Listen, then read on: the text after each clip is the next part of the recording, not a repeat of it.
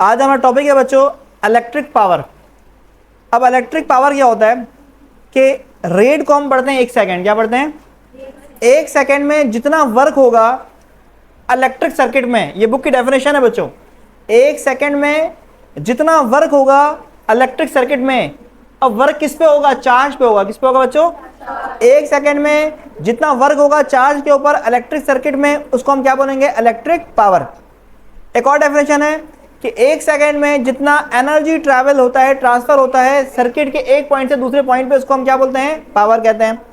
अब जितना ज्यादा चार्जेस पे वर्क होगा बच्चों, बैटरी जितना ज्यादा चार्जेस पे क्या करेगी? वर्क करेगी, उतना ज्यादा चार्जेस में क्या जाएगी? एनर्जी आ जाएगी, और उतना ज्यादा एनर्जी से चार्जेस मूव करके जाएंगे किसमें? रजिस्टर में। जब रजिस्टर में वो चार्जेस जाएंगे तो रजिस्टर्स के एटम से टकराएंगे, तो रजिस्टर्स के एटम और तेज वाइब्रेट करने लग जाएंगे, तो इसमें क्या हो जाएगी? हीट प्रोड्यूस हो जाएगी।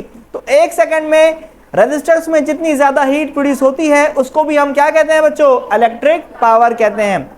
तो बच्चों याद रखना एक चीज कि पावर क्या है, ये आपको बहुत बेसिक डेफिनेशन पता है, वर्क अपॉन टाइम। और बच्चों आपको एक और चीज पता है कि पावर जो होता है, सॉरी वर्क जो होता है वो इक्विवेलेंट टू एनर्जी होता है। वर्क क्या होता है बच्चों? इक्विवेलेंट टू एनर्जी होता है। तो पावर की जगह पावर लिखेंगे, वर्क की जगह एनर्जी लिख देंगे, और टाइम की जगह टाइम लिख देंगे। अब बच्चों ये एनर्जी फाइंड करना है हमने। क्या फाइंड करना है? एनर्जी। तो हम पहले एक काम करते हैं, इसको इक्वेशन नंबर 1 कह देते हैं, ठीक है बच्चों? आप लोगों ने एक फॉर्मूला पढ़ा हुआ है, तो मैं लिखता हूं फ्रॉम द डेफिनेशन ऑफ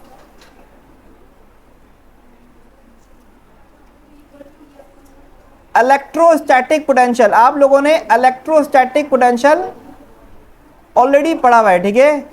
तो इलेक्ट्रोस्टैटिक पोटेंशियल की डेफिनेशन क्या होती है बच्चों? ये होती है कि वोल्टेज बराबर है वर्क अपॉन चार्ज के। वोल्टेज क्या होता है बच्चों? वर्क अपॉन चार्ज होता है। तो बच्चों अभी मैंने बताया कि वर्क इक्विवेलेंट किसके है बच्चों? वर्क इक्विवेलेंट टू एनर्जी है ना बच्चों। वर्क क्या है? एनर्जी के बराबर है। तो अब आपने क्या करना है, मैं यहां पे लाइन खींच के इसी में लिखता हूं, तो देखिएगा आप सब। मैं कहता हूं बच्चों कि जो वर्क है एनर्जी है, तो मतलब W की जगह क्या लिख सकता हूं बच्चों? मैं लिख सकता हूं W की जगह E लिख सकता हूं। तो वोल्टेज बराबर हो जाएगा एनर्जी अपॉन चार्ज। ऐसा ही है बच्चों। अब क्या करना है, E को अलग करेंगे तो बन जाएगा V इंटू क्यू। क्या हो जाएगा? अब बच्चों एक और चीज आप लोगों को पता है ऑलरेडी। क्या पता? जरा देखिएगा। आपको पता है करंट क्या होता है? चार्ज अपॉन टाइम होता है बच्चों। तो अगर मैं यहां से चार्ज को अलग करूं तो चार्ज क्या बन जाएगा? I multiply by time. तो बच्चों E वैसे ही आ गया, और V की जगह V लिख दीजिए, और Q की जगह लिख दीजिए क्या? IT, मतलब करंट इंटू टाइम लिख दीजिए बच्चों। तो एनर्जी बराबर हो जाएगी किसके? VIT के बराबर हो जाएगी एनर्जी।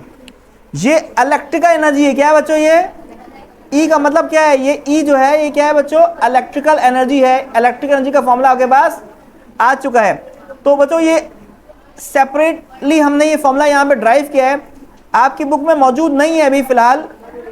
सेपरेटली जो मैंने इसी डेरिवेशन में इंक्लूड कर दिया इसको, इलेक्ट्रिकल एनर्जी का फॉर्मूला। तो अब हम क्या करेंगे, इक्वेशन नंबर 1 को क्या कर लेंगे? कंटिन्यू करेंगे ना बच्चों। तो देखिए मैं इक्वेशन नंबर 1 को क्या कर रहा हूं? कंटिन्यू कर रहा हूं बच्चों। और पावर जैसे पहले लिखा है वैसे लिख देंगे। एनर्जी की जगह क्या लिखेंगे बच्चों? एनर्जी की जगह क्या लिखेंगे? मैं ये इक्वेशन नंबर 1 कंटिन्यू कर रहा हूं। P वैसे ही आ गया। E की जगह हम लिखेंगे VIT, और डिवाइड में T आ जाएगा। तो बच्चों अब क्या होगा? T से T क्या हो जाएगा बच्चों?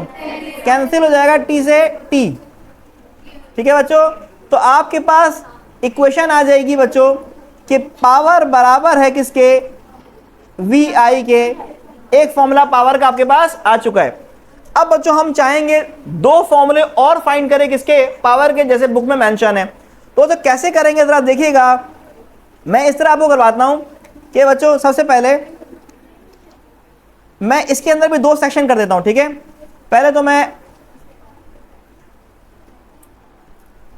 यहां पर इस इक्वेशन को कंटिन्यू करता हूं, देखिएगा किस तरीके से बच्चों। ये तो हमारी इक्वेशन है ना, यहां पर हम दो हिस्से करने हैं, ठीक है। हम यहां पे दो हिस्से कर रहे हैं। हम चाहते हैं बच्चों, देखिएगा एक फॉर्मूला पावर का आ गया, अब दो फॉर्मूले हम निकालना चाह रहे हैं।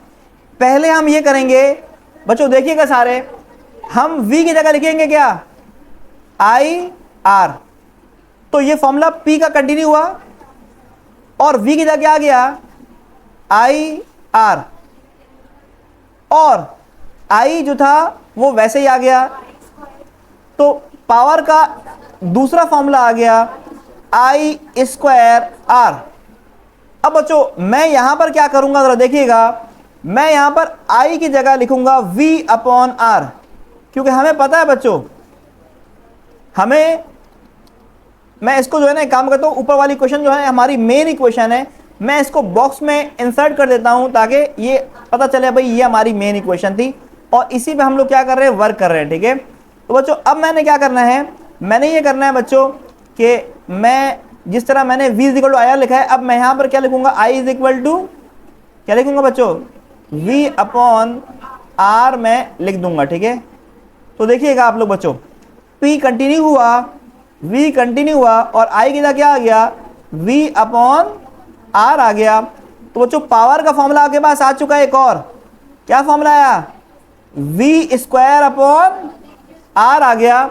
तो बच्चों आपके पास यहां पर तीन फॉर्मूले आ गए पावर के कितने फॉर्मूले आ गए बच्चों, तीन फॉर्मूले आ गए। पहली इक्वेशन ये रही, दूसरी ये रही और ये हमारी थर्ड इक्वेशन है बच्चों पावर की। आपकी बुक में ये तीनों इक्वेशन मौजूद है लेकिन डायरेक्ट लिखा गया है, तो हमने उसको इंडिविजुअली क्या कर लिया बच्चों, ड्राइव कर लिया है।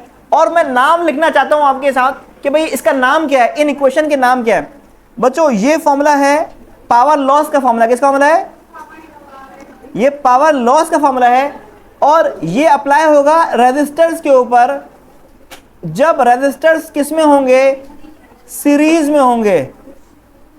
और ये फॉर्मूला भी किसका है बच्चों, लॉस का है, पावर लॉस का फॉर्मूला है और ये भी अप्लाई होगा किसके ऊपर, रेजिस्टर्स के ऊपर। लेकिन यहां पर रेजिस्टर किस में होंगे, पैरेलल में होंगे।